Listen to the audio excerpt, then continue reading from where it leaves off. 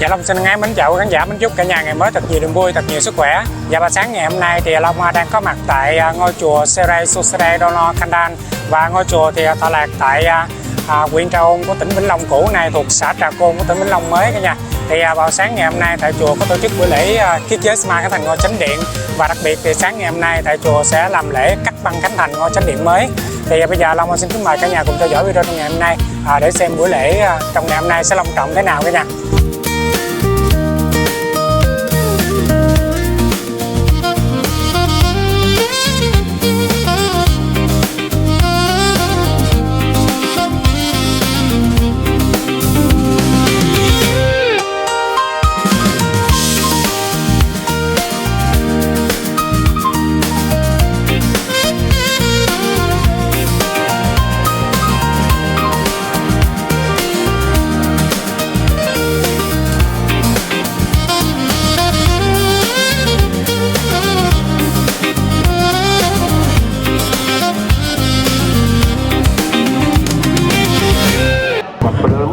Dạ, Long xin chia sẻ đến quý khán giả. Hiện tại sáng ngày hôm nay thì Long đang có mặt ở phía trước cổng chính của ngôi chùa giữa,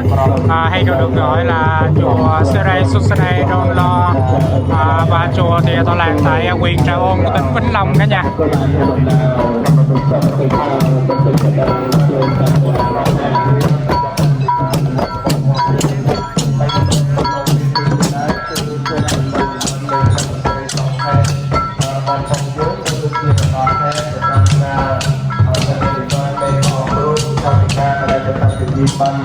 hay đi từ đào có được biết đến chân từ ra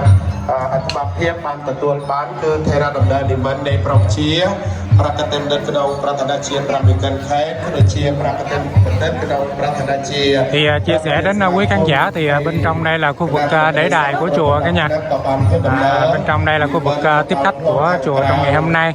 Thì chia sẻ đến quý khán giả thì ngôi chùa Seray Susade Dono được tọa lạc tại ấp Trà Mòn thuộc xã Tân Mỹ, huyện Trà Ôn của tỉnh Vĩnh Long, nay thuộc xã Trà Côn của tỉnh Vĩnh Long cả nhà. Và đây là cái cổng tiếp khách của ngôi chùa. Phía bên đây là khu vực lễ đài cả nhà. Phía bên đây là khu vực sân khấu để một tí nữa sẽ làm lễ cắt băng khánh thành vào sáng ngày hôm nay.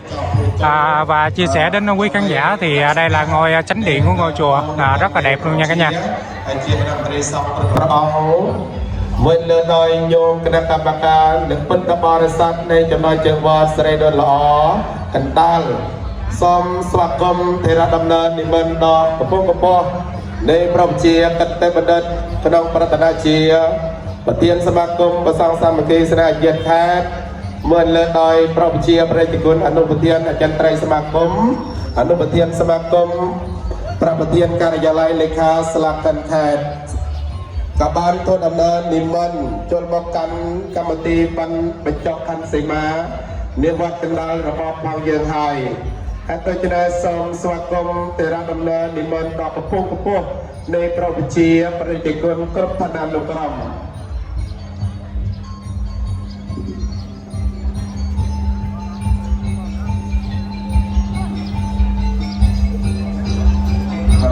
นับโมโหสื่อtất cả mọi niệm Phật. Xin quan hỷ với lòng thành kính đến ngôi tam bảo trong Mỹ đại lễ kính thưa các Phật Sư Ma tại chùa Chánh Chánh Đồng Nai đạo Văn Hiển về đây cúng dường buổi lễ khánh thành với tịnh tài 2.500.000 đồng. Xin quan hỷ kính chúc quý toàn thể quý sư đạo quý Phật tử tại chùa Giác Chánh. Nam mô Bổn Sư Thích Ca Mâu Ni Phật.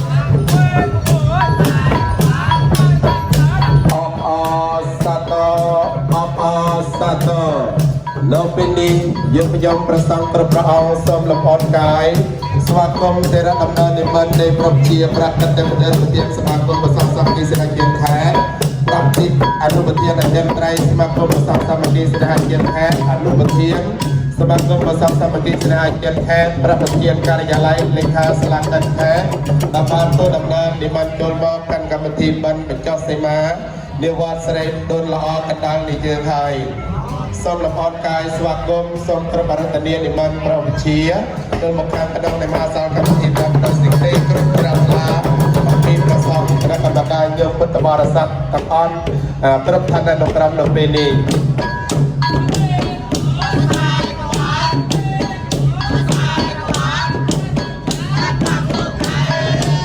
អបអរសាទរ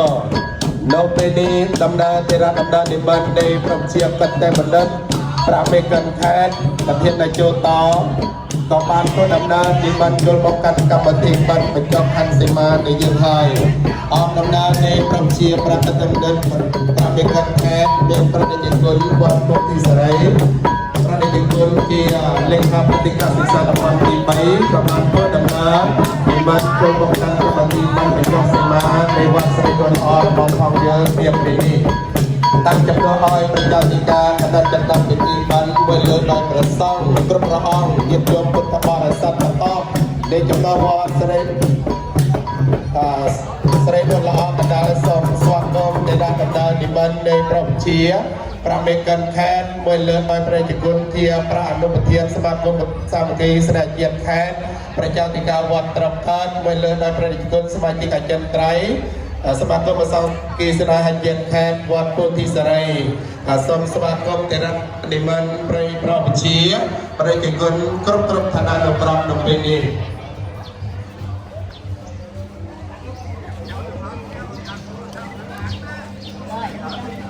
ជួយចំតាំងជួយអបអសតអបអសតនៅពេលនេះគណៈចាត់តាំងពិធីបានសូមស្វាគមន៍ទេរដំណើរនិមន្តនៃប្រជាជនគុណសមាជិកអចិន្ត្រៃយ៍សមាគមប្រសង់សមាគមសេនាជាតិខេត្តអនុប្រធានការិយាល័យលេខាស្លាកកិច្ចខេត្តប្រជាធិការវត្តពុទ្ធិវង្សកំពង់ឌូក៏បានធ្វើដំណើរនិមន្តចូលមកកាន់កម្មវិធីបិណ្ឌនៃយើងហើយហើយដូច្នេះសូមស្វាគមន៍ទេរដំណើរនិមន្តនៃប្រជាជនគុណតែវត្តមាននៅក្នុងឱកាសពេលនេះដោយសេចក្តីគោរពជ្រះថ្លាអំពីគណៈចាត់តាំងពិធីបិណ្ឌមួយលើដោយប្រជាធិការក៏ដូចជាលោកអ្នកកម្លាំងស្ថាប័នមួយគ្រប់លំដាប់ថ្នាក់មកនេះគឺយើងមានរីករាយ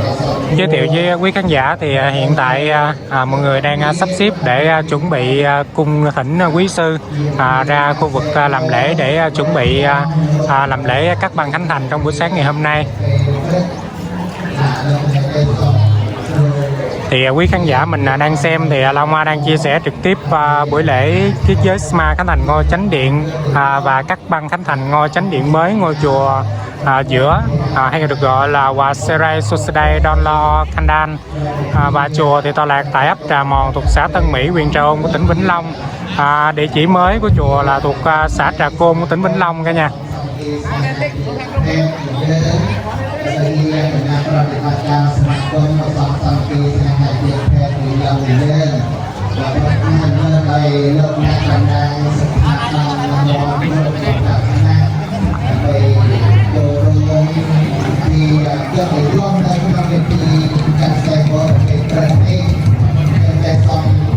Thì Long cũng xin giới thiệu đến quý khán giả thì đây là ngôi chánh điện mới của ngôi chùa.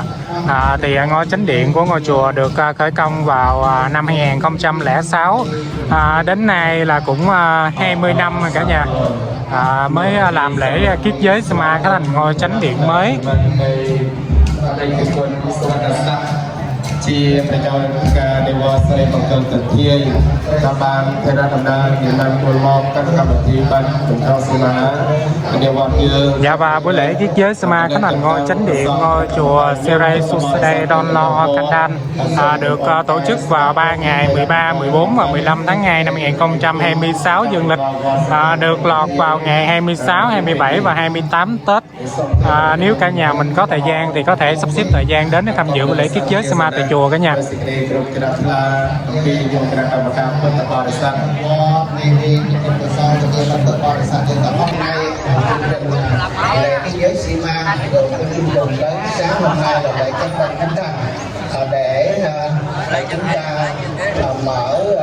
lễ kết giới Sima sáng hôm nay đến ngày giờ phút này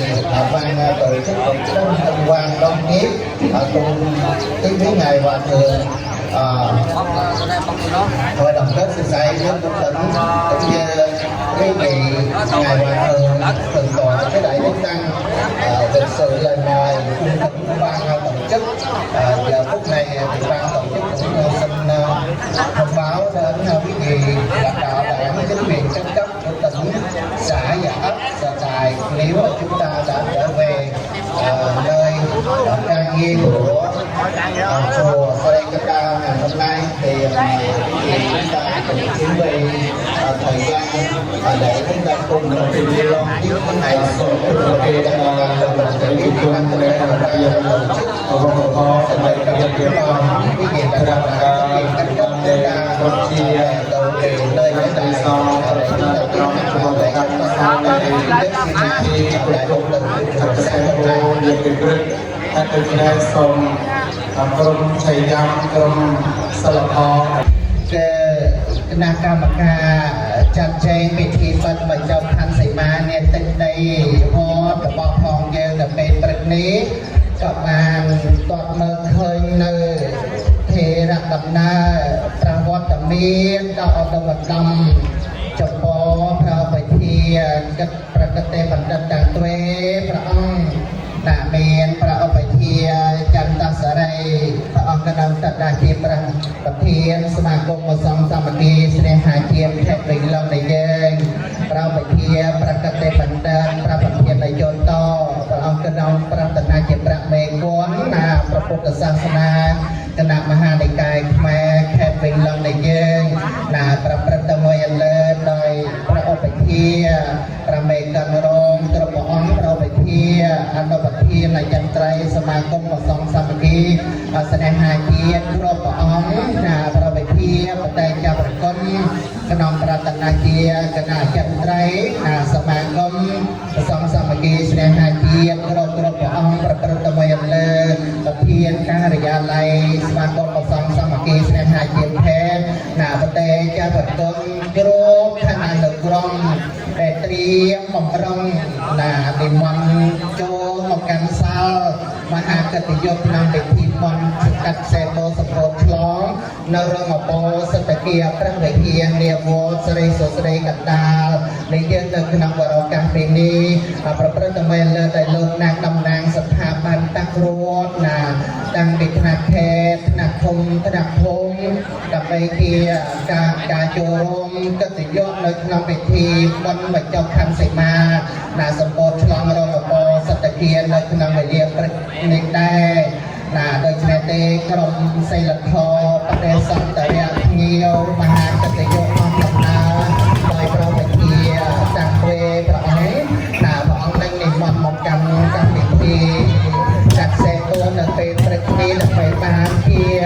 មហាកតញ្ញូណាសមដំណំប្រសើរផ្លៃខ្លាំងក្រៃពេកររតនៈឯណាមកឲ្យស្គាល់ជាមួយនឹងប្រសង្ឃរតនៈនៃព្រះឧបធាប្រកតេបណ្ឌិតព្រះអង្គណាព្រះវិធាអនុប្រធានគ្រប់ព្រះអង្គប្រទេសកម្ពុជាព្រះមហាធិព្រះអនុធិប្រធានរាជប្រធានគ្រប់ព្រះអង្គប្រកបដោយអរិយធម៌ដំណើរស្ថាប័នតាមរដ្ឋគ្រប់លក្ខណៈដើម្បីចូលសង្ឃទៅដល់ចំពោះវិធីការនៃកម្មវិធីកាត់សេម៉ូនៅក្នុងវេលាទឹកដីជាប្រវត្តិសាស្ត្រនៅក្នុងវត្តសិរីសុស្ដីដ៏ល្អកណ្ដាលនៃយើងនៅក្នុងវេលាព្រា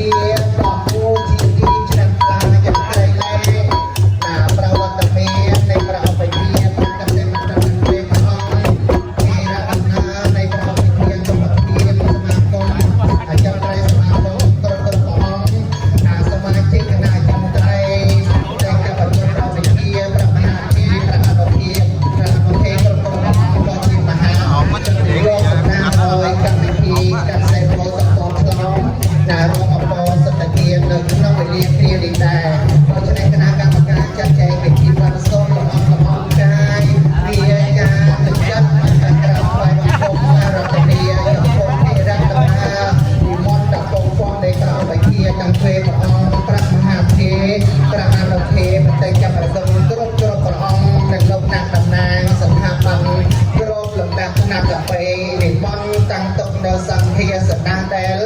ណាគណៈកម្មការចាត់ចែងពិធីបុណ្យសម្ពោធឆ្លងរងអបោសតគាព្រះវិហារនិងចាត់ចែងពិធីកសិផលនៅក្នុងពេលព្រឹកនេះដើម្បីគង់ជាអធិបតីនៃសន្តិសេនាទាំងឡាយដែលគណៈកម្មការបានចាត់ចែងរៀបចំដាក់បរិបូរទៅដោយគ្រឿងស្បង់ទីហោបរិបូរទៅដោយតុងនៃតំជ័យនៃព្រះអរហន្តណាត្រៃគិវរស្លាទុំបានឯកភាពគ្នាជាមហាសមគ្គីក្នុងពិធីបុណ្យបញ្ចប់ខណ្ឌសីមានេះណាដូច្នេះយើងខ្ញុំគណៈកម្មការចាត់ចែងរៀបចំសីលធម៌ណាសូមបានឱកាសរតនានិមន្តព្រះឧបជាតាំងទ្វេព្រះអង្គណាព្រះឧបជាហើយចិនត្រៃគ្រប់ព្រះអង្គគណៈប្រតិបត្តិការសមាគមព្រះសង្ឃសាមគ្គីស្នេហាជាតិភេទនៃយើងគ្រប់ឋានៈនៅក្រុមណាវិចារអធិការព្រះសង្ឃក្រទេសចារធម្មិកាគ្រប់ឋានៈនៅក្រុមប្រព្រឹត្តអ្វីដែលលោកអ្នកតំណាងគណៈស្ថាប័នរដ្ឋគ្រប់លំដាប់ថ្នាក់ដល់ពេញជេចូលកាន់សេនាសនានិងទីចាត់ចែងនៃកម្មវិធីនៅក្នុងពេលព្រឹកកាត់សេបូនេះដោយសេចក្តីជ្រះថ្លាយ៉ាងក្រៃលែងដើម្បីជាមហាកិត្តិយសក្នុងទិដ្ឋភាពទឹកដីនៃវត្តស្រីសួស្តីដ៏ល្អកណ្ដាលនៃយើងនៅក្នុងការបើកទំព័រនៅកម្មវិធីបុណ្យសម្ពោធឆ្លងរងអបោសតគាព្រះវិហារដើម្បីឧទ្ទិសចំពោះពុទ្ធសាសនានិងបានទៅតាមពុទ្ធធានុញ្ញាតពុទ្ធថាបញ្ញត្តិដើម្បីប្រើប្រាស់ទៅតាមកិច្ចក្រមនៃព្រះវិន័យមានកថាតកម្មសីមាកម្មឧបសម្បទាកម្មណាមានអបោសតកម្មផ្សេងជាច្រើនទៀតដើម្បីញ៉ាំងប្រយោជន៍នៃពុទ្ធសាសនានេះឲ្យរុងរឿងគ្រប់5ពាន់ព្រះវស្សាណាដូច្នេះគណៈកម្មការបុណ្យនៃការចាត់ចែងរៀបចំសេលធម៌ក្នុងពេលព្រឹកនេះតាមសបានឱកាសរតនានិមន្តប្រពៃជាគ្រប់ព្រះអង្គព្រះមហាទេព្រះអនុទេតាំងទុកនៅសេនាសនៈដ៏សំគួរហើយនឹងសូមជេងលោកអ្នកតំណាងស្ថាប័នរដ្ឋណាគ្រប់លំដាប់ថ្នាក់ដើម្បីចូលកាន់ទុកចឹងតាំងដែលគណៈកម្មការយើងបានរៀបចំហើយដើម្បីជាកិត្តិយសឲ្យកម្មវិធីបុណ្យសម្ពោធឆ្លងរងអបោសតគាព្រះវិហារហើយនឹងបានកម្មវិធីកាត់សេបូនៅពេលព្រឹកនេះនាំមកនៅការសាមគ្គីភាពនាំមកភាពតារាភាពដើម្បីសម្រេចនៅដំណប្រយោជន៍នៅក្នុងការបាត់នៅតំបន់កម្មវិធីកាត់សេបូសម្ពោធឆ្លងរងអបោសតគាព្រះវិហារនៅពេលព្រឹកនេះផងដែរណាដូច្នេះសូមជេងលោកអ្នកតំណាងស្ថាប័នរដ្ឋគ្រប់លំដាប់ថ្នាក់ដើម្បីបានសម្រួលអេរយាប័តសម្ព័ន្ធប្រវិធា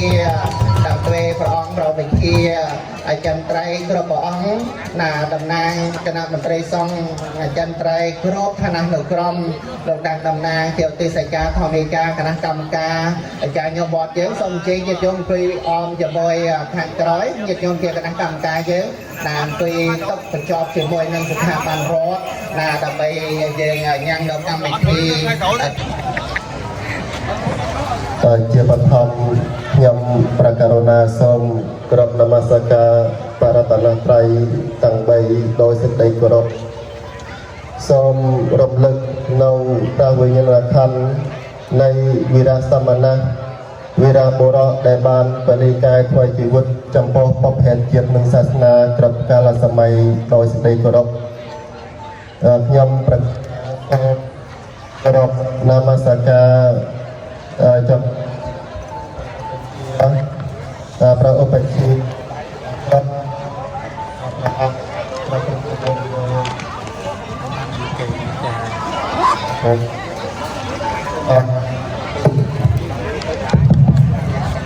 ប្រព្រឹត្តទៅមួយអន្លើដោយព្រះតេជគុណគណៈមន្ត្រីសង្ឃខេត្តគ្រប់ឋានានុក្រមដោយសេចក្តីគោរពសូមចម្រើនពរដល់គណៈតំណាងស្ថាប័នរដ្ឋគ្រប់លំដាប់ថ្នាក់ប្រព្រឹត្តទៅមួយអន្លើគណៈកម្មការអារាមាភិបាលវត្តញាតិញោមប្រជាមិត្តពុទ្ធបរិស័ទដែលមានផត្រានៅក្នុងឱកាសនេះដោយសេចក្តីគោរពពេលវេលាគ្រានេះយើងក៏បានទទួលស្វាគមន៍នៅព្រះដំណើរដល់កំពង់ពុទ្ធនៃព្រះឧបជា ក្នុងនាមជាថ្នាក់ដឹកនាំខេត្តប្រព្រឹត្តទៅមួយអន្លើប្រដេជគុណគ្រប់ព្រះអង្គក៏សំគួរនឹងផ្ដើមនៅកម្មវិធីកាត់កសេបោសម្ពោធព្រះវិហារនៃវត្តសិរីសុស្ដីដុនល្អកណ្ដាលមុននឹងឈានដល់គុំសានៃកម្មវិធីខ្ញុំព្រះករុណាសូមប្រទាននឹងជូននៅកម្មវិធីកាត់កសេបោសម្ពោធព្រះវិហារនៃវត្តសិរីសុស្ដីដុនល្អកណ្ដាលដូចតទៅព្រឹកថ្ងៃសុក្រ11រោចខែមិញឆ្នាំអាសាញ់សប្តាហ៍ស័កពុទ្ធសករាជ2569ត្រូវនៅថ្ងៃទី13ខែកុម្ភៈគ្រិស្តសករាជ2026បាទតំបន់នៃកម្មវិធីគឺសិល្បៈអំណរបិណ្ឌបញ្ចប់ខណ្ឌសីមាមួយធំរបៀបវិរៈមួយតូចនមស្ការបរតនត្រ័យ2ប្រកាសហេតុនិងឧទ្ទេសនាមតំណាងចូលរួម2កម្មវត្ថុមួយតូចរបាយការណ៍អំពីការកសាងព្រះវិហារ2កថាចាប់អារម្មណ៍របស់សាបញ្ញរដ្ឋ3ប្រសង្ឃកថារបស់ព្រះមន្ត្រីសង្ឃេត4ជួនកម្រមការនិងទេយវត្ថុអនុស្សាវរីយ៍អបអរសាទរបិណ្ឌបញ្ចុះខណ្ឌសីមា5កថាថ្លែងអំណរគុណ6ពិធីកាត់កសេបោ3ធំបញ្ចប់កម្មវិធី1គឺនិមន្តនិងអញ្ជើញគណៈប្រតិភូឡើងកាន់ព្រះវិហារចម្រើនចយន្តោ2គឺឧទ្ទិសកុសលបញ្ចប់នៅកម្មវិធីនាពេលព្រឹកនេះសូមថ្វាយប្រគេននិងជូននៅអង្គពិធីនៅកម្មវិធីនាពេលព្រឹកនេះkính bạch chư tôn đức kính thưa toàn thể chư quý vị vào giờ phút này đạo tràng đã được trang nghiêm và thanh tịnh. Thay mặt ban tổ chức chúng tôi xin được thông qua chương trình lễ cắt băng khánh thành ngôi chánh điện chùa Seri Susdi Don Lo Kandal sáng hôm nay. Mở đầu chương trình là văn nghệ chào mừng, một lớn phần nghi thức, một lễ bái tam bảo, hai tuyên bố lý do và giới thiệu đại biểu tham dự. Phần hai lớn phần nội dung, một báo cáo quá trình xây dựng ngôi chánh điện, hai phát biểu cảm tưởng của lãnh đạo cơ quan ban ngành, ba lời đạo từ của lãnh đạo hội đoàn kết chia sẻ yêu nước tỉnh Vĩnh Long, bốn tặng lẵng hoa quà chúc mừng, năm cảm tạ của ban tổ chức, sáu nghi thức cắt băng khánh thành. Phần ba lớn phần kết thúc, một cung thỉnh và kính mời chư tôn đức quý đại biểu tham quan ngôi chánh điện và phát kinh cầu an, hai hồi hướng phước báo hoàn mãn chương trình. Đôi này nâu cái nông tầm phò bao tầm phòในกรรมวิธีคือเนื้อที่ศิลปะอำนอบรรจบคันในสีม้าเนี่ยประพฤตินี้ยมประการณาส้มกรดนงกรมសង្ឃហាធរនៃវត្តស្រីសុរិយលកណ្ដាលដើម្បីសម្ដែងនៅសិល្បៈថ្វាយប្រគេនក៏ទុកដូចជាជូននៅអង្គពិធីនៃយើងសូមគោរពអញ្ជើញ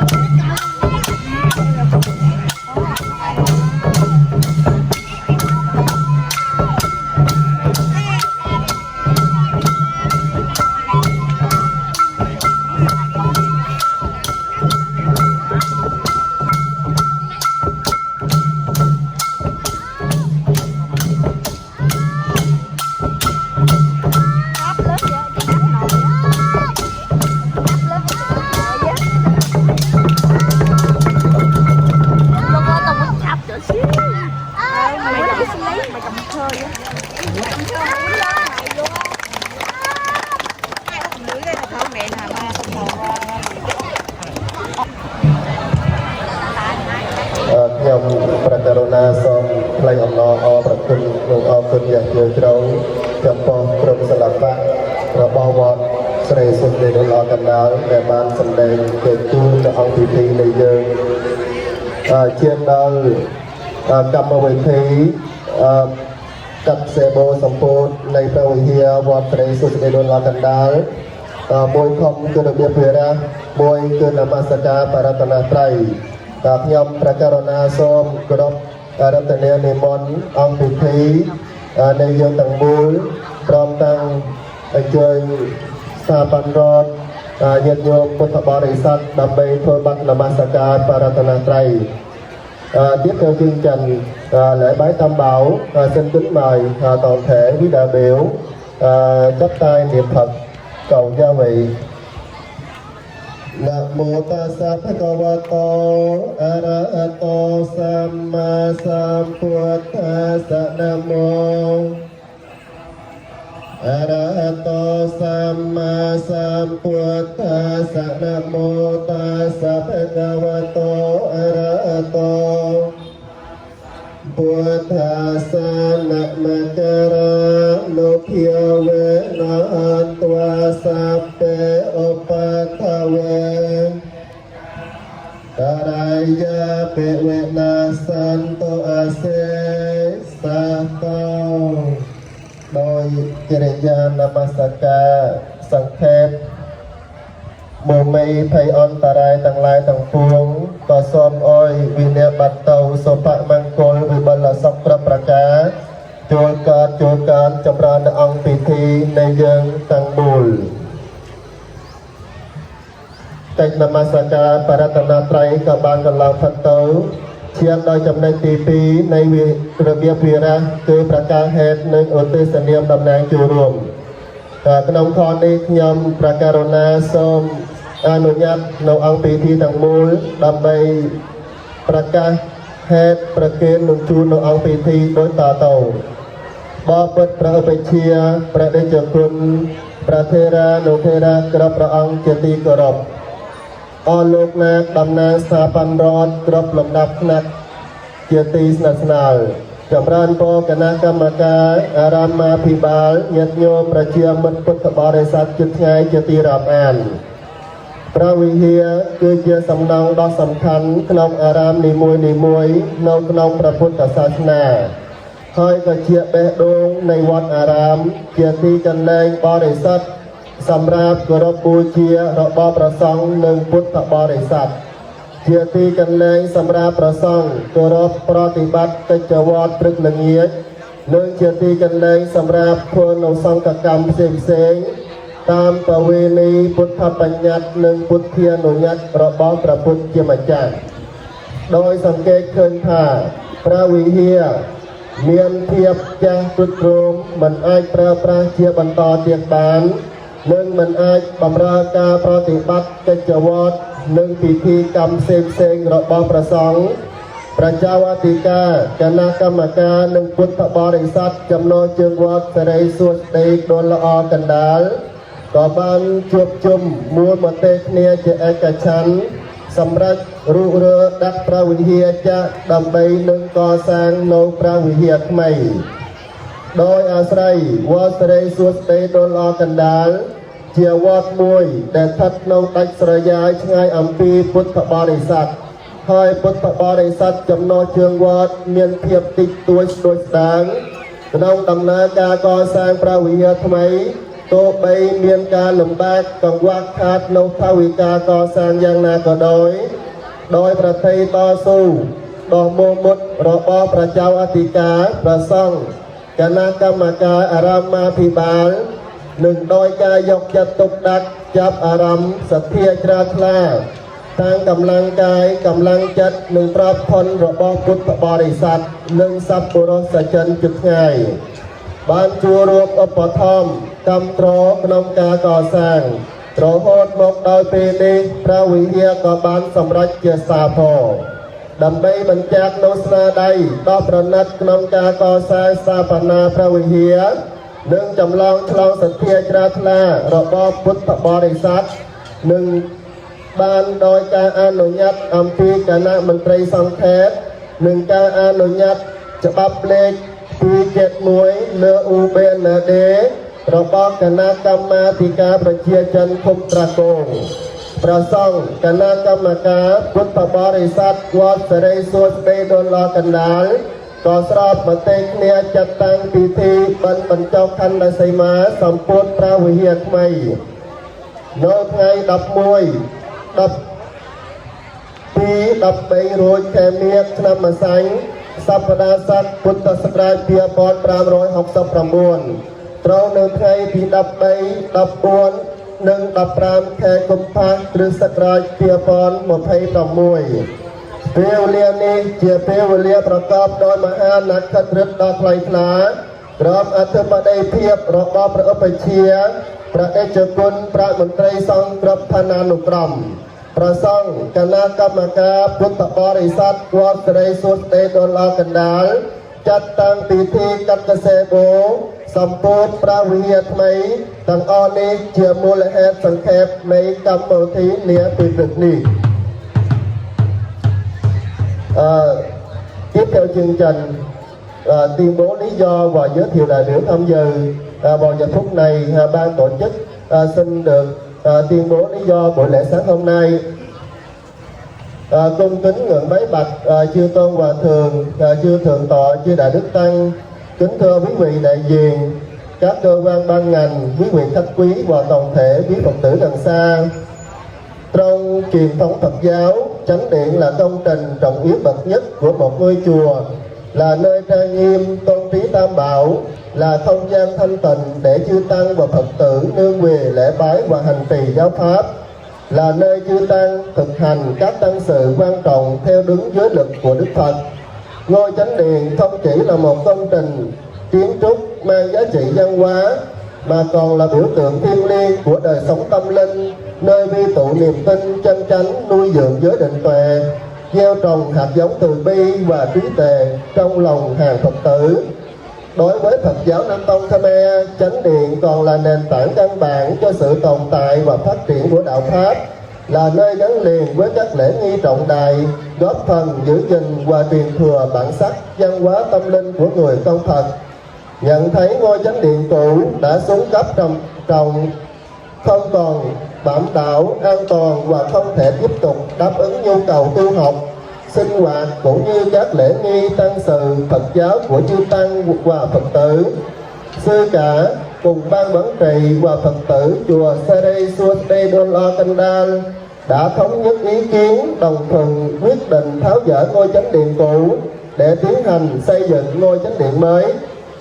Do chùa Seri Suwade Donla Kandal tọa lạc tại vùng sâu vùng xa, số lượng Phật tử trong bổn tử còn ít, nên trong quá trình xây dựng chánh điện mới đã không gặp ít khó khăn, đặc biệt về kinh phí xây dựng. Tuy nhiên, với tinh thần kiên trì, ý chí bền bỉ và tâm nguyện hoàn dương Phật pháp của sư cả, chư tăng ban quản trị và được sự gia hộ của Tam Bảo cùng sự phát tâm cúng dường bằng cả công sức, trí lực và tài vật của quý Phật tử gần xa, công trình xây chánh điện mới đã từng bước được hoàn thành vững chắc, trang nghiêm và được thành tựu viên mãn. Kính bạch chư tôn đức, kính thưa quý liệt quỳ, nhằm ghi nhận và tôn vinh thành quả xây dựng ngôi chánh điện mới, đồng thời bày tỏ lòng tri ân sâu sắc, thể hiện niềm tin thanh tịnh và lòng thành kính sâu sắc của quý Phật tử. Quý mạnh thường quân đã phát tâm cúng dường xây dựng ngôi chánh điện đã được thành tựu viên mãn như ngày hôm nay, được sự chấp thuận của ban thường trực Hội đoàn kết sư sãi yêu nước tỉnh Vĩnh Long và căn cứ theo quyết định số 271 trên UBND ngày 29 tháng 9 năm 2025 của Ủy ban Nhân dân xã Trà Côn, chấp thuận cho sư cả ban quản trị và Phật tử chùa Sere Sosde Donlo Kandal tổ chức lễ khánh thành chánh điện và kiếp giới Sima vào ngày 13, 14, 15 tháng 2 năm 2026 nhằm ngày 26, 27 và 28 tháng 12 năm Ất Tỵ. Hôm nay, trong niềm hoan hỷ và trang nghiêm dưới sự quan lâm chứng minh của chư tôn đức và sự hiện diện của quý vị lãnh đạo cơ quan ban ngành và quý Phật tử gần xa, sư cả ban quản trị và Phật tử chùa Sere Sosde Donlo Kandal long trọng tổ chức lễ cắt băng khánh thành ngôi chánh điện sáng hôm nay. Đây là lý do buổi lễ sáng hôm nay. Bò bích ông vị thi kiệt tì cổ độcนิมนต์ចូលរួមជាមហាកិត្តិយសដ៏ថ្លៃថ្លានៅក្នុងកម្មវិធីកាត់កសេបូសម្ពោធព្រះវិហារនៃវត្តសិរីសុស្ដីដុល្លារកណ្ដាលនាពេលព្រឹកនេះខ្ញុំប្រកាសណាសូមគោរពឧទ្ទិសនាមព្រះឧបជាព្រះកិត្តិបណ្ឌិតប្រច័ន្ទសិរីថាត់សុខសានព្រះសង្ឃនាយករងនៃសមាគមពុទ្ធសាសនាវៀតណាមប្រធាននៃគណៈអភិបាលពុទ្ធសាសនាខេត្តពីឡុងប្រធានសមាគមព្រះសង្ឃសាមគ្គីស្នេហាជាតិខេត្តពីឡុងសូមអបអរសាទរសូមគោរពឧទ្ទិសនាមព្រះឧបជាព្រះកិត្តិបណ្ឌិតព្រះប្រធាននៃជួនតថេចអង្គព្រះមេគុណពុទ្ធសាសនាមហានិកាយខ្មែរខេត្តពីឡុងសូមអបអរសាទរសូមគោរពឧទ្ទិសនាមព្រះឧបជាព្រះជួនតបសាទរថាត់វាយព្រះអនុប្រធានអចិន្ត្រៃយ៍សមាគមព្រះសង្ឃសាមគ្គីស្នេហាជាតិខេត្តពីឡុងសូមអបអរសាទរសូមគោរពឧទ្ទិសនាមព្រះឧបជាប្រច័ន្ទជួនតសិលគុណព្រះអនុប្រធានអចិន្ត្រៃយ៍សមាគមព្រះសង្ឃសាមគ្គីស្នេហាជាតិខេត្តពីឡុងសូមគោរពឧទ្ទិសនាមព្រះឧបជាចន្ទបញ្ញោគុណថនព្រះអនុប្រធានសមាគមព្រះសង្ឃសាមគ្គីស្នេហាជាតិខេត្តពីឡុងសូមអបអរសាទរសូមគោរពឧទ្ទិសនាមព្រះដេចគុណសង្ឃបញ្ញុតជួងហួងព្រះអនុប្រធានសមាគមព្រះសង្ឃសាមគ្គីស្នេហាជាតិខេត្តពីឡុងសូមអបអរសាទរសូមគោរពឧទ្ទិសនាមព្រះដេចគុណវឌ្ឍនសត្ថាសមាជិកនៃសមាគមពុទ្ធសាសនាវៀតណាមមជ្ឈិមអនុប្រធាននៃសមាគមគណៈអភិបាលទីក្រុងហូជីមីញសូមអបអរសាទរសូមគោរពឧទ្ទិសនាមព្រះដេចគុណព្រះសង្ឃបញ្ញោតិបឿព្រះអនុប្រធានសមាគមព្រះសង្ឃសាមគ្គីស្នេហាជាតិខេត្តពីឡុងសូមអបអរសាទរសូមគោរពឧទ្ទិសនាមព្រះឧបជាព្រះសុវណ្ណទេថថោសមាជិកអចិន្ត្រៃយ៍សមាគមព្រះសង្ឃសាមគ្គីស្នេហាជាតិខេត្តពីឡុងសូមអបអរសាទរសូមគោរពឧទ្ទិសនាមព្រះដេចគុណព្រះវិរិយបាឡូសង្កែនព្រះប្រធានការិយាល័យសមាគមព្រះសង្ឃសាមគ្គីស្នេហាជាតិខេត្តពីឡុងសូមអបអរសាទរសូមគោរពឧទ្ទិសនាមព្រះដេចគុណផត្តារាសមាជិកអចិន្ត្រៃយ៍សមាគមព្រះសង្ឃសាមគ្គីស្នេហាជាតិខេត្តលេខាពុទ្ធិកាសិក្សាខេត្តពីឡុងសូមអបអរសាទរសូមគោរពឧទ្ទិសនាមព្រះដេចគុណព្រះកិតាបញ្ញោថាត់រុនដែនអនុប្រធានសមាគមព្រះសង្ឃសាមគ្គីស្នេហាជាតិខេត្តពីឡុងសូមអបអរសាទរសូមគោរពឧទ្ទិសនាមព្រះដេចគុណព្រះបណ្ឌិតចន្ទោថាត់ស៊ីសវ៉ាតអនុប្រធានការិយាល័យសមាគមព្រះសង្ឃសាមគ្គីស្នេហាជាតិខេត្តពីឡុងសូមអបអរសាទរសូមគោរពឧទ្ទិសនាមព្រះដេចគុណប្រថាវរបញ្ញោតិធัว ประเทียนบปทแคทสมาชิกจันไตรสมาคมประสงค์สามัคคีสหจิตแค่เป็นลองซอบออซาโตซอบรับอุปสเนียมประเดชคุณพระเจ้าเสนาคุณมันสมาชิกจันไตรสมาคมประสงค์สามัคคีสหจิตแค่เป็นลองซอบออซาโตซอบรับอุปสเนียมประเดชคุณพัฒนีสมาชิกสมาคมประสงค์สามัคคีสหจิตแค่ជាប្រជាធិការនៃវត្តរីសុស្ដីលោកអកណ្ដាលសូមអបអរសាទរសូមគ្រប់ឧទ្ទិសនាមព្រះតេជគុណលោកឋានៈជាសមាជិកប្រតិបត្តិការស្មារតីប្រសង់សាមគ្គីស្នេហាចិត្តខេត្តប្រជាធិការព្រះប្រហោសោតប្រធមអាចារ្យប្រធានគុធេរៈគ្រប់ព្រះអង្គប្រព្រឹត្តទៅមួយអនុដោយគណៈកម្មការអារាមាភិបាលវត្តប្រជាមិត្តពុទ្ធបរិស័ទចិត្តស្ងាយដែលមានវត្តមានភាពក្នុងឱកាសពេលព្រឹកនេះសូមអបអរសាទររួម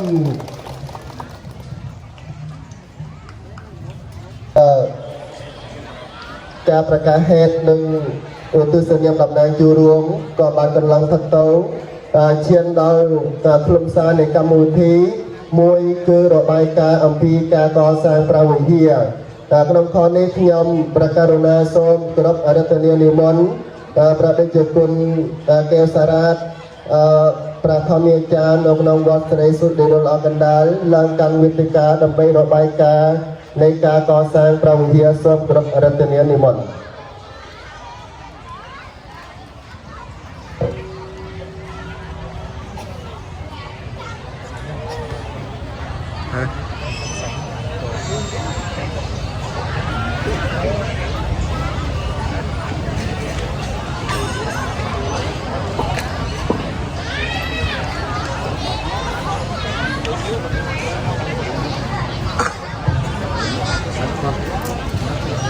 បានធូបរតនជយស័កអាហារវត្តទៀនវិ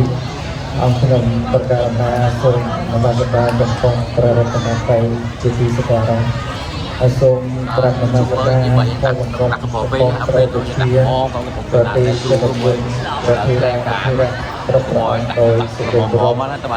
និងសូមចម្រើនពរតំណាងគណៈប្រតិភូគោរពស្ថាប័នគណៈកម្មការអាចារ្យយោវត្តប្រជាមិត្តពុទ្ធបរិស័ទគ្រប់រូបជាទីរាប់អានអង្គខ្ញុំប្រកាសថាត្រកឡើងនៅឱកាសវេលាពេលនេះក៏សូមអាននៅរបាយការណ៍អំពីការកសាងនៅរោងឧបោសថព្រះវិហារនាវត្តស្រីសុស្ដីគុណល្អដូចមានដូចតទៅវត្តស្រីសុស្ដីគុណល្អកណ្ដាលស្ថិតនៅភូមិត្រមងភូមិតង្បីស្រុកតាអូនខេត្តវិញឡុងផ្ដើមកសាងនាកាលពីពុទ្ធសករាជ2138ដោយគ្រឿងធ្វើប្រក់ស្លឹកលើផ្ទៃដីលោកតាល្អនិងលោកយាយដូន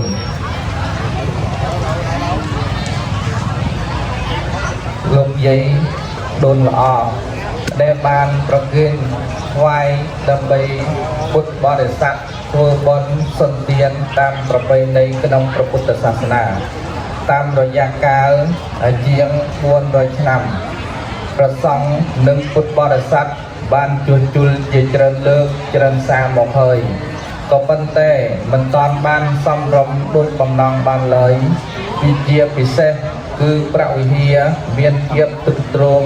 មិនធានាសុវត្ថិភាពដល់ព្រះសង្ឃនិងពុទ្ធបរិស័ទដើម្បីធ្វើកិច្ចប្រតិបត្តិក្នុងវិធីបុណ្យនានាយើងឃើញដូច្នោះប្រទេសចក្រគុណព្រះនាមវង្សព្រះសង្ឃនិងគណៈកម្មការអាចារ្យញោមវត្តពុទ្ធបរិស័ទបានឯកច្ឆន្ទផ្ដើមរុះរើព្រះវិហារចាស់នៅពុទ្ធសករាជ2550គ្រិស្តសករាជ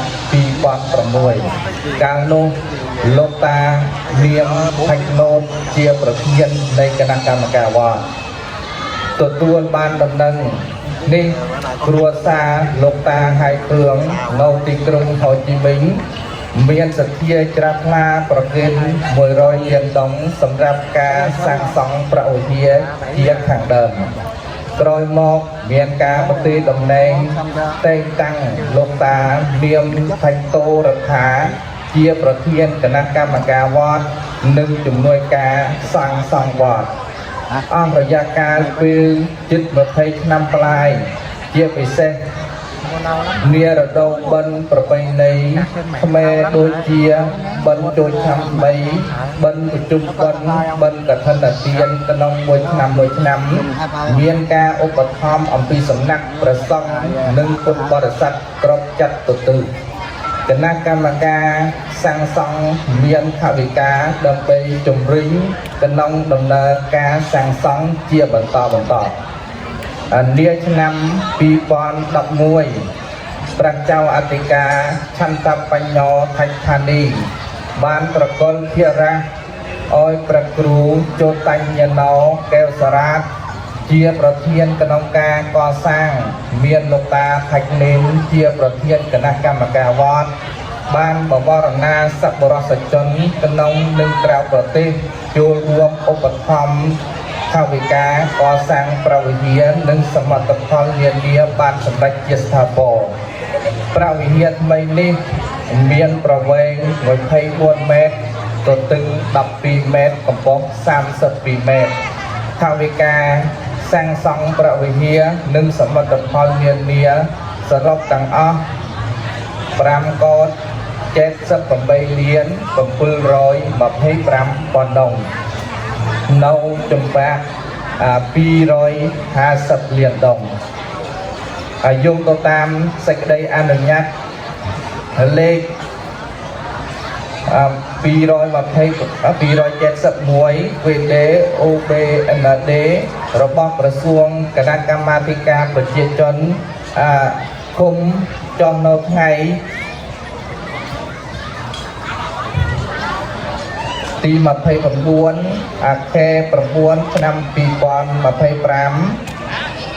ประสังคณะกรรมการพุทธบริษัทวัดสรีสวดได้ดนอกันดาลบ้านมูลมาเตปรารบพิธีบนบรรจบคันใส่มาหนึ่งสมโพธิประวิเฮียทมีนอกไงศพดับมวยโรยแค่เมียขนำมาสังสัปดาห์สักพุทธศักราชปีปอน369ตรงในไงตีดับใบแขกกำพร้าคริสต์ศักราชปีปอนมาเพย์ประมวยเจตีบรรจับส้มอมนอประคุณพระโอปเชียประเตจคุณพระเจ้าอติกาประเทรานุเทระกระประองหนึ่งอคุณดำนางรอดกระปุษาบันพุทธบริษัทเนียวกตยอนจิตไงแต่บ้านดิมอนหนึ่งอันเจยกระนองกำมาวิธีสมโพธิไงดีส้มประเกินปอหนึ่งจุนปอดอยประเตจคุณพระโอปเชียประประองหนึ่งดำนางเนียวกตยอนต่างอ้อจวบหนึ่งพุทธปอต่างบวนประกาคืออายุวันนะสกข้างปลาก็ไม่อาคารเลยนำโมบงsư thích ca mâu ni Phật ngưỡng bái bạch quý hòa thượng thượng tọa chư đại đức tăng. Kính thưa quý đại biểu khách mời, đại diện các ban ngành và quý Phật tử kính mến, hôm nay thứ Sáu ngày 13 tháng 2 năm 2026, trong bầu không khí cả nước đón mừng năm mới, năm Bính Ngọ, chùa Seri Suosade Đông Đo Canda, chùa Giữa, thuộc ấp Trà Mòn, xã Trà Côn, tỉnh Vĩnh Long, long trọng tổ chức lễ khánh thành chánh điện và kiết giới Siva. Đây là lý do của buổi lễ ngày hôm nay. Kính bạch quý ngài, kính thưa quý liệt vị, chùa Seri Suosade Don O Canda, chùa Giữa được thành lập vào Phật lịch 2138 bằng chất liệu cây gỗ, mái lá đơn sơ xây dựng trên phần đất của cụ ông Lo và cụ bà Đôn, là người có đức tính mạnh mẽ nhằm gieo chiên trong Phật pháp, đã cúng dường phần đất đến chư tăng làm nơi sinh hoạt tôn giáo nhằm thuận lợi cho Phật tử làm lễ cúng dường trong các dịp lễ của đồng bào dân tộc Khmer, và là nơi giữ gìn bảo tồn văn hóa truyền thống bản sắc dân tộc tốt đẹp đã có từ xa xưa.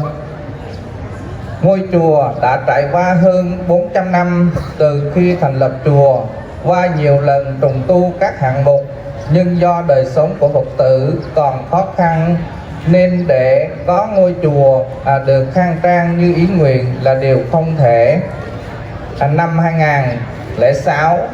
Đại Đức Chủ trì Thạch Bông và ông Thạch Nốt là trưởng ban quản trị đã bàn bạc với chư tăng và quý Phật tử trong bọn tử, nhận thấy ngôi chánh điện đã xuống cấp trầm trọng gây ảnh hưởng đến quá trình sinh hoạt,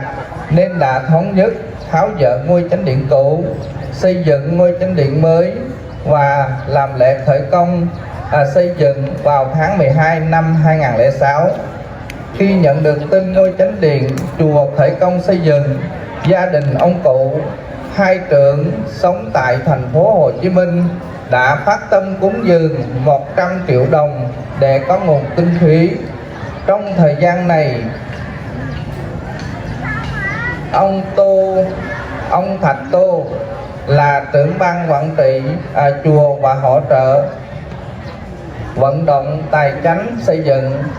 Hơn 20 năm qua, nguồn kinh phí xây dựng được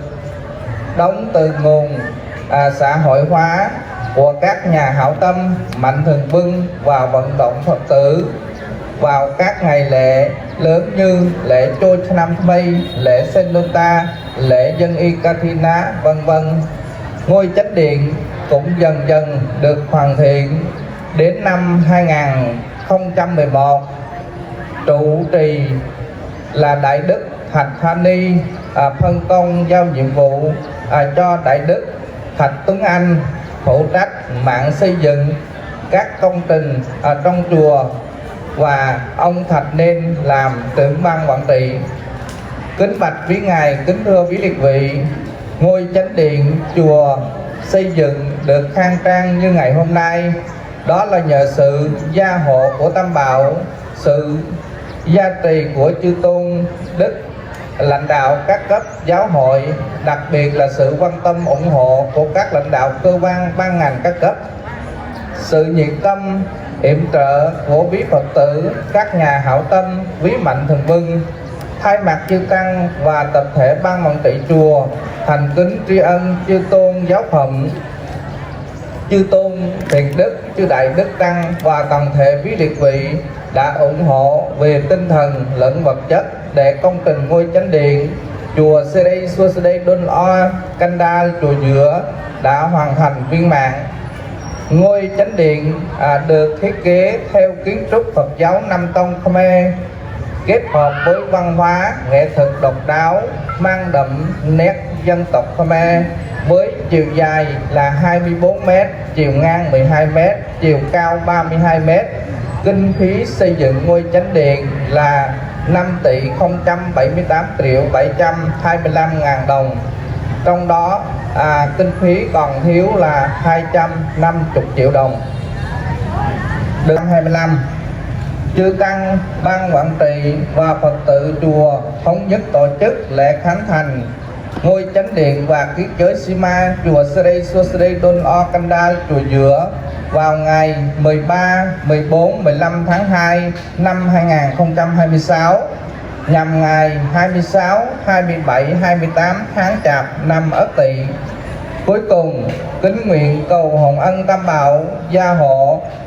quy tôn đức giáo phẩm, chư tôn thiền đức tăng, đại biểu khách mời, quý Phật tử luôn gặp được bốn pháp chúc mừng của Đức Phật là sống lâu, sắc đẹp, an vui và sức mạnh. Nam mô Bổn Sư Thích Ca Mâu Ni Phật. Trân trọng cảm ơn và kính chào.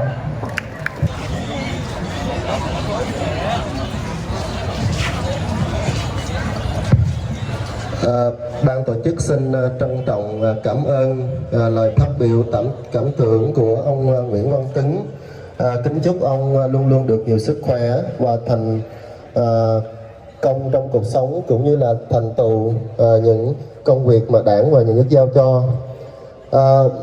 ពេលលាគ្រានេះគឺសូមគោរពអញ្ជើញដល់ក្រុមនារីសិលធម៌ដើម្បីឡើងទទួលនៅកសែបោ đằng hè tù khang mục pravihiaในយើងរៀបចំកម្មវិធីកាត់កសែបសូនប្រាប់អញ្ជើញ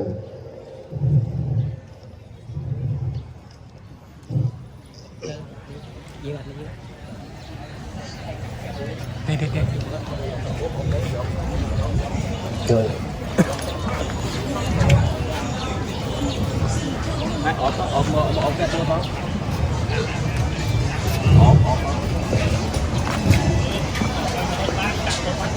Là hành trình trường để đi từ trường Sa La Thó đầm bầy dương thô đầm nào tổ khăn mục ngày Pravihia là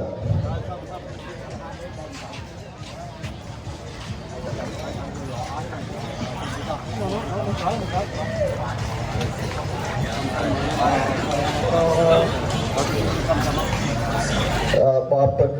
ông bình thi trên tì cờ độc nông nông cầm một thi nè bị việc ni cho nên chất tăngในយើងខ្ញុំក៏បានទទួលស្វាគមន៍នៅប្រាក់ដំណើរដល់ពងពោះនៃព្រះឧបជាដែលជា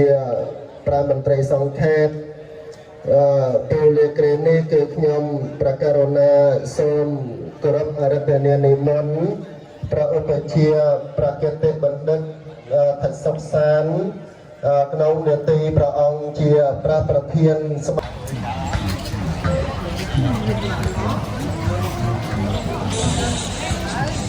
lo nó đằng gọi liền coi nhum đấy đây đây nhum bán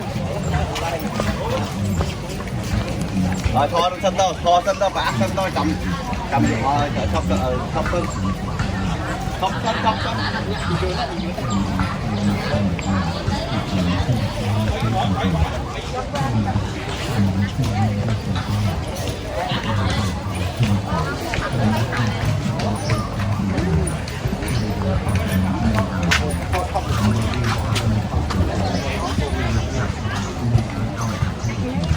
một con nào cái thập phụ vui đó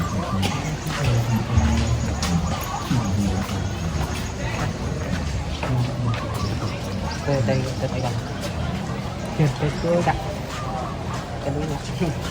để buộc lại cho nó xoay mặt lên hướng cái trên đi làm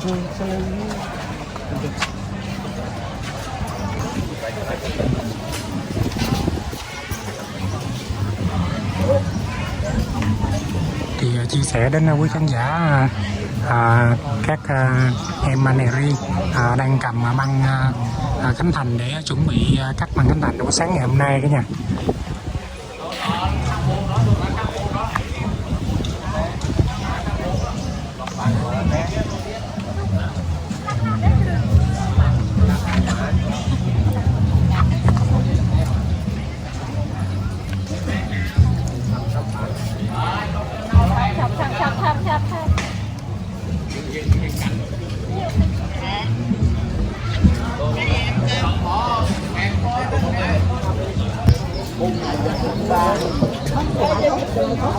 Dạ và Long xin chia sẻ đến quý khán giả hiện tại giây phút quan trọng nhất trong buổi lễ cắt băng khánh thành lễ ký kết khánh thành ngôi chánh điện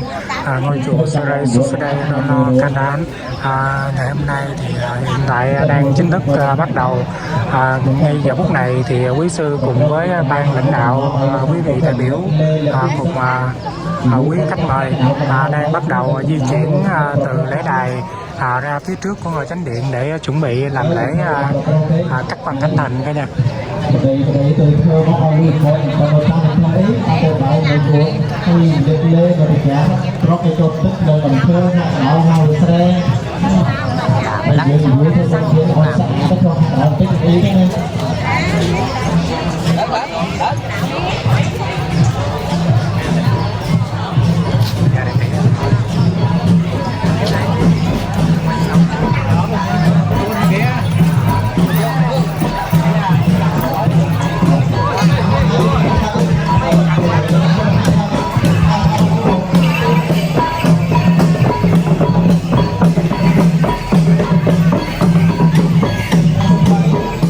Và quý khán giả mình đang xem, Long đang chia sẻ trực tiếp buổi lễ ký kết khánh thành ngôi chánh điện ngôi chùa Serai Susade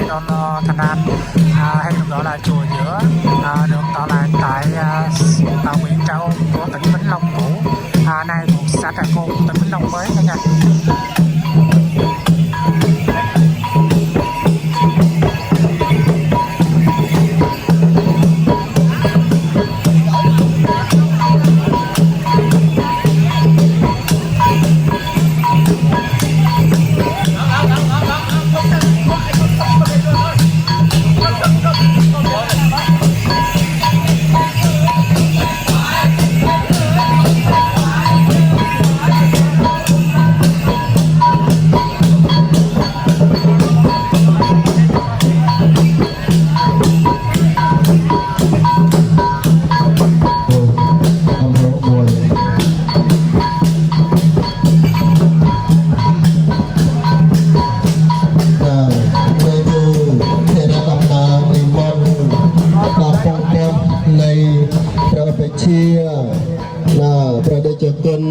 ក្រាបព្រះអង្គ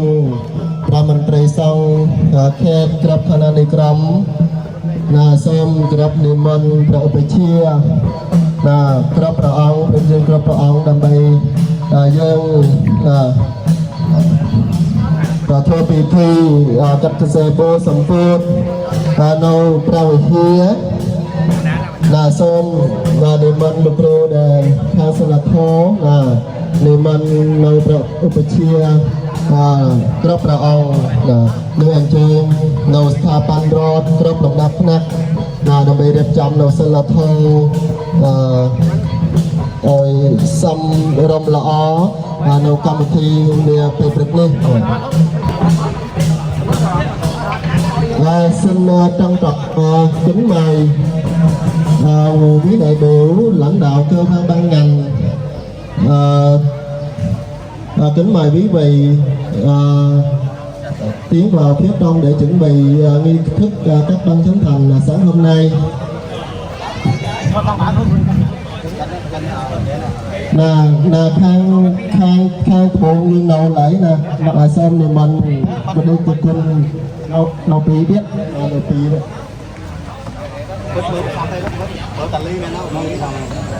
nó pí tiếp nó mồi tiếp nè lục tà khali đó tà khali mà đây tà bát thiên mà đây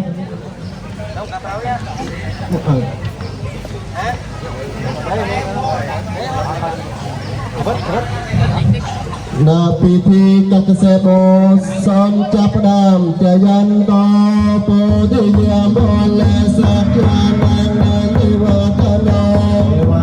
ងវិជយោវិជយោសច្ចយមង្គលេអមរាជិតបាលង្កេសៃសបតវិបបរេអភិសេកេបពុន្ទានានាខបតបមតតសនេកេតាំសមបលំសពពិយតាំសមនេតាំសបណាសមាហតិសយយតាប្រមចរិសបតាគិនាកាយកម្មវិយកម្មបតាគិនាបតាគិនាមនោកម្មបដិយិចេបតាគិនាបតាគិនានិចន្តោនិលភន្តន្តេបតាគិនាសូមអនុមោទ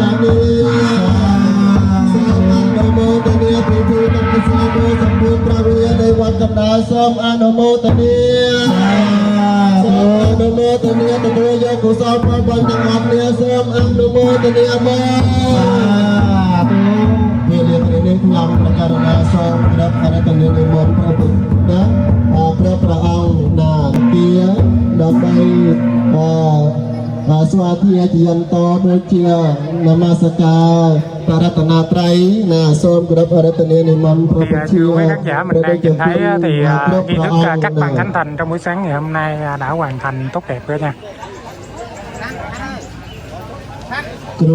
Thì bây giờ quý sư đang bắt đầu di chuyển vào bên trong ngôi chánh điện để làm lễ bên trong của ngôi chánh điện thôi nha.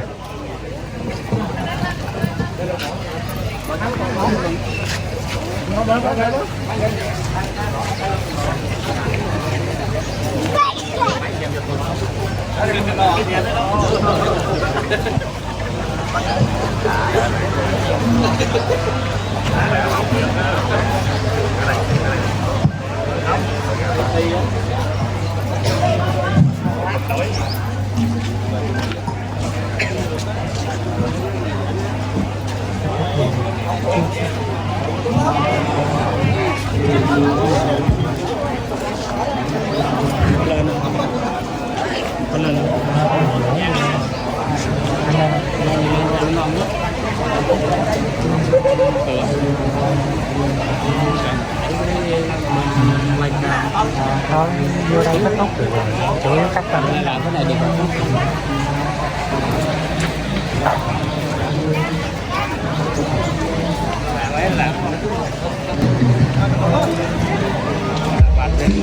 Thì bây giờ Long kính mời cả nhà mình cùng vào bên trong của ngôi chánh điện để cùng xem bên trong của ngôi chánh điện cả nhà.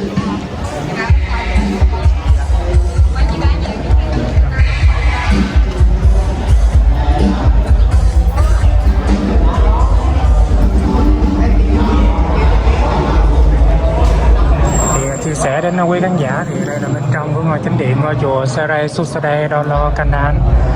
Ngôi chùa thì tọa lạc tại Trà Ôn của Vĩnh Long. Ngày hôm nay rất là vui khi được làm lễ ký chế Sma khánh thành ngôi chánh điện mới.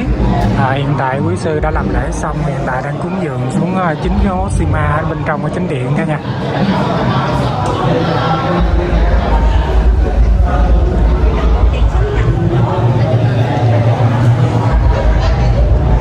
Ở phía dưới đây quý sư cũng có cột chỉ đỏ để mang đến sự may mắn cho trong tương lai cả nhà. Đây, thì cả nhà mình có thể vào để xin chỉ đỏ thuận tay cả nhà.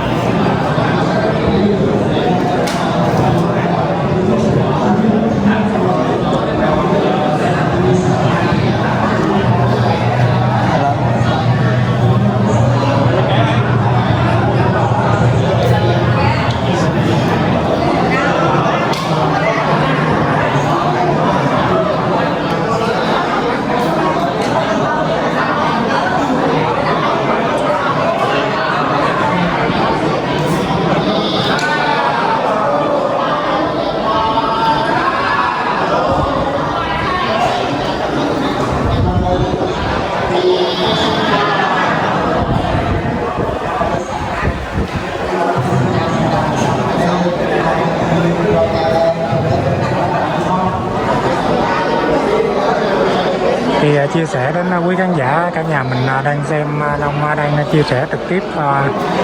lễ kiết giới Sema khánh thành ngôi chánh điện cũng như là các ban khánh thành tại ngôi chùa Serai Susere Dono Kandan.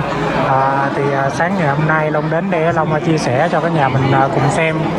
trọn cảnh của buổi lễ. Hiện tại thì sáng ngày hôm nay thì lễ các ban khánh thành đã hoàn thành mỹ mãn. Thì Long cũng xin chia sẻ đến quý khán giả thì và Serai Susere Dono Kandan được tọa lạc tại ấp Trà Mòn thuộc xã Tân Mỹ, huyện Trà Ôn của tỉnh Vĩnh Long, nay thuộc xã Trà Côn của tỉnh Vĩnh Long. Thì lễ kiết giới Sema khánh thành ngôi chánh điện sẽ được diễn ra vào 3 ngày 13, 14, 15 tháng 2 năm 2026 dương lịch, nhằm vào ngày 26, 27 và 28 tháng 12 năm 2025 âm lịch, là 26, 27 và 28 Tết đó cả nhà. Sẽ lọt vào ngày thứ Sáu, thứ Bảy và Chủ nhật. Thì đến đây Long cũng xin được phép được kết thúc video. Long xin thân ái cảm ơn quý khán giả đã dành thời gian với báo để xem video của Long. Nếu yêu thương có cho Long một lượt đăng ký cũng như là một lượt thích để tạo động lực cho Long làm video tiếp theo. Và bây giờ thì Long xin ngái mến chào tạm biệt và hẹn gặp lại.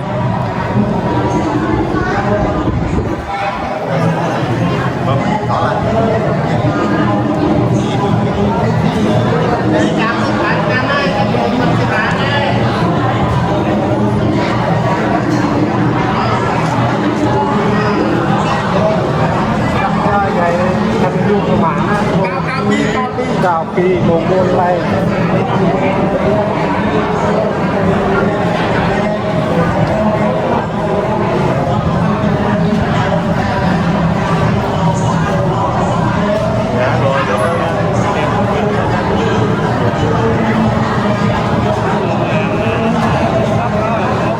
Hãy subscribe cho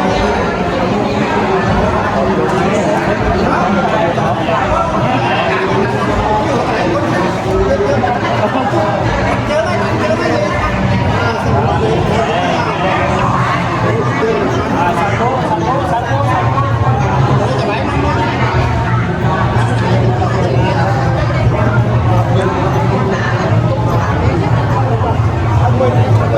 những video hấp dẫn.